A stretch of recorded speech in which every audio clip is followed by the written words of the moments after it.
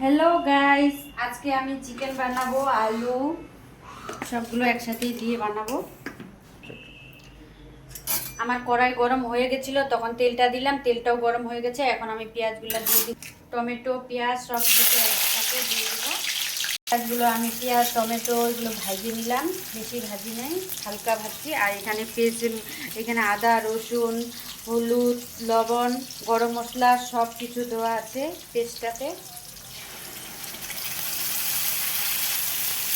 সব দিয়েছি একবার, আমি শুকনো লঙ্কাও দিয়ে দিয়েছি। এখন আমি আর কিছুই দেবো না এখানে। এখন মাংসটা দিয়ে দেবো, মাংসটা দিয়ে করবো।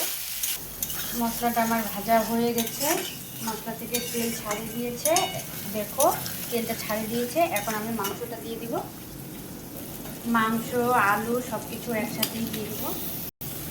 এখন আমি সব কিছু দিয়ে ভালো করে ভাজিয়ে নিব। চিকেন কার কার পছন্দ কমেন্টে জানাও। চিকেন থেকে জল বের হয়ে গেছে, একটু ঢেকে দিব।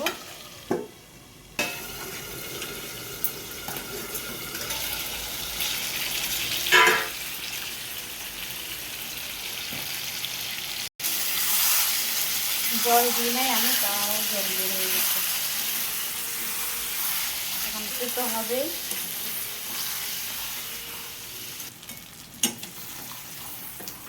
প্রায় অনেকক্ষণ থেকে কষলাম, এখন আমি জল দিয়ে দিব।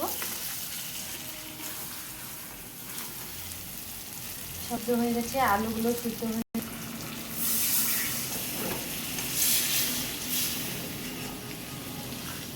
এখন আমি 10 মিনিট ঢেকে রাখবো।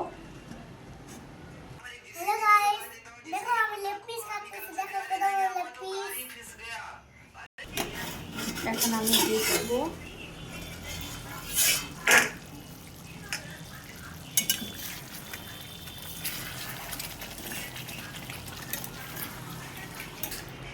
আমার রান্না হয়ে গেছে।